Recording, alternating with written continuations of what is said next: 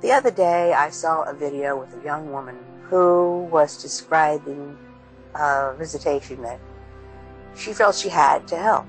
Now, this isn't about hell. My recording is about her continually speaking with dissatisfaction about her life at the time. Well, basically, what was she do? What was her life now?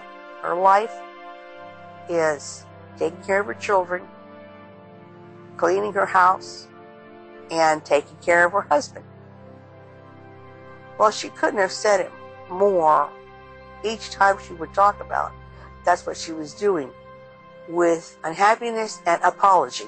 Apologetic, that's all she was doing at the time, as if in the future she would promise to be doing something recognizable by the world as worthwhile.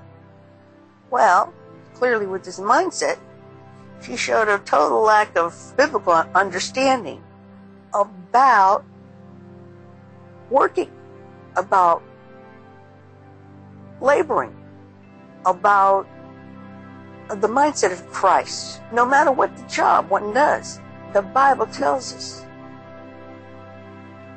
we aren't doing it.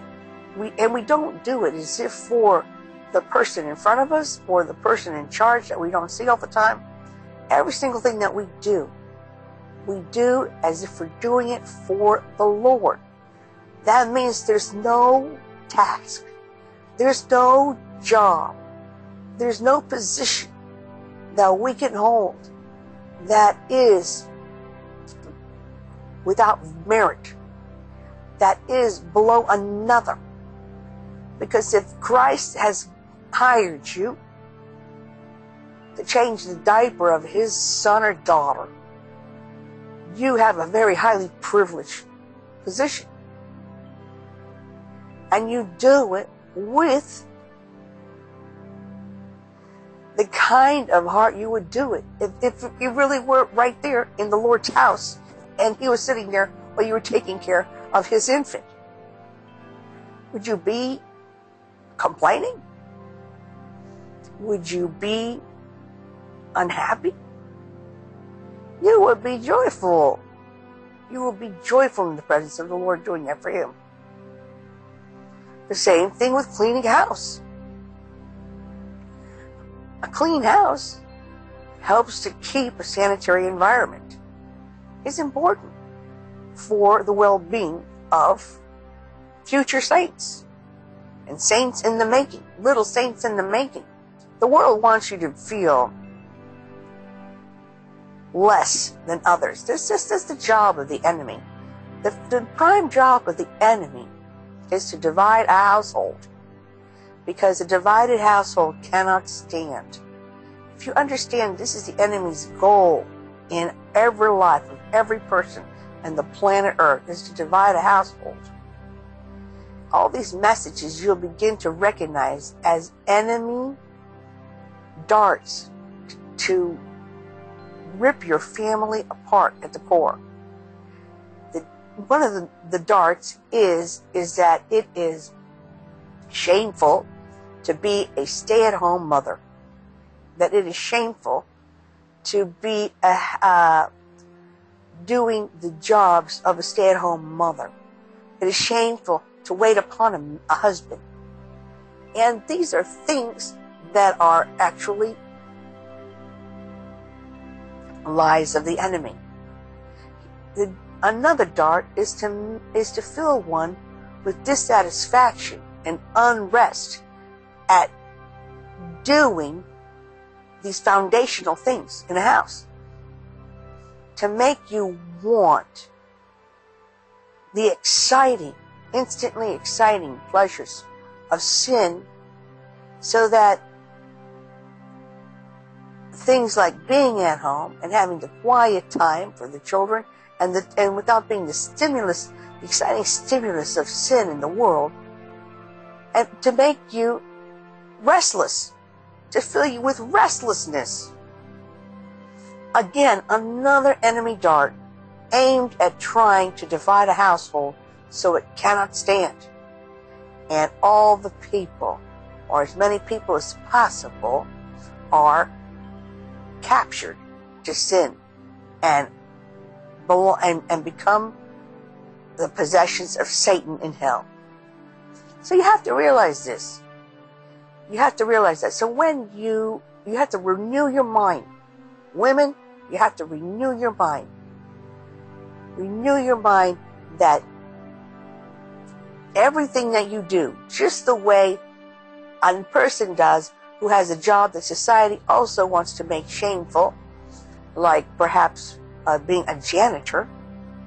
There are certain jobs society looks below as lowly. Anything that doesn't earn a certain income, like washing dishes, and make you feel ashamed. The enemy just wants, however, to bring down a person's self-esteem, anything that will cause them to become despondent, depressed, and allow the spirit of depression to take in and lead a person to their destruction. Like I said, this is one of the venues because there are many different darts the enemy has, but one of the foundational ones is against the family,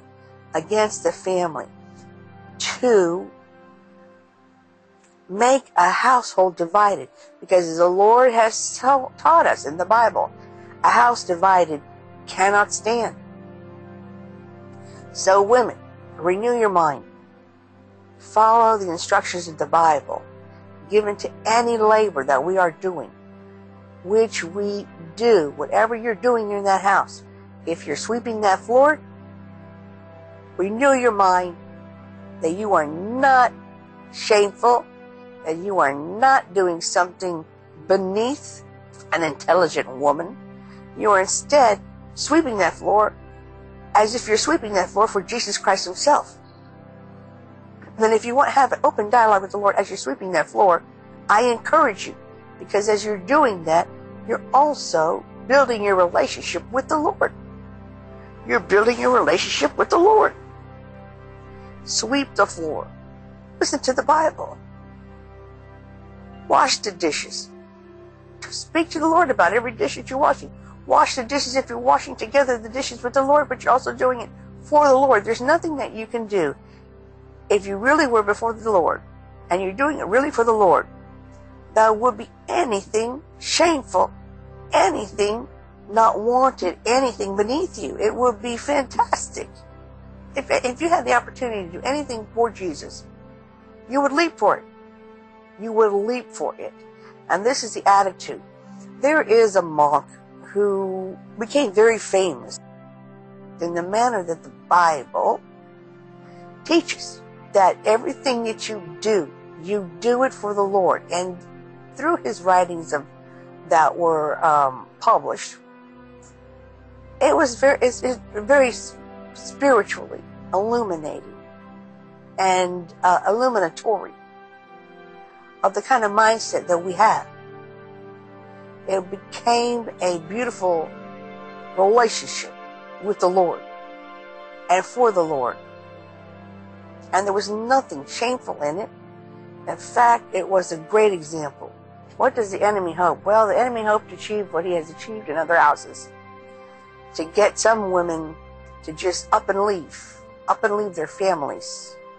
To put finding themselves, that's the devil talk, over the welfare and the responsibility that the Lord has given to them, over those children, and to abandon their scriptural position and commitment to the holy matrimony that they stood before the Lord in.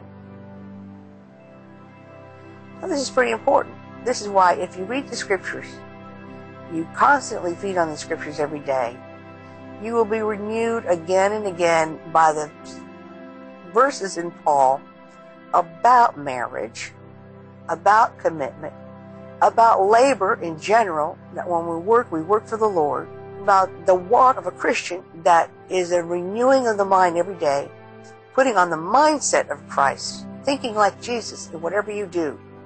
When you have your children before you, decision that you make, every way that you look at them, you think about, how would Jesus handle, this? How would Jesus do this? How would Jesus do that? Because, children can still be like little monkeys. It can be like little monkeys, and you're like outside of yourself, how you can handle it. How would Jesus do it? How would Jesus handle it? And you handle it that way. You handle that way, realizing that perhaps that moment your patience is being tested, but you will also have to raise your children in God's measure, which is, obedience, respect of the parents, and so on. And this is the walk. It's a daily walk. It's a daily struggle. And in order to do whatever you're doing on the narrow way, it's so easy to not do it in the narrow way and do it according to the worldly way. But everything, no matter what you do, if you're going to, even if you're in a position that the world thinks is fantastic, you work at a bank or you sell real estate and you sell a lot of houses, you still have to answer that as if you're doing it for the Lord, which can mean turning down things that are against the way of the Lord. And every single thing that a Christian may walk in is always the same measure. With the mind of Christ, you do everything. With the mind of Christ, you make every decision. Now, you can only have the mind of Christ if you feed on the teachings every day to know Christ's mindset, to know His way.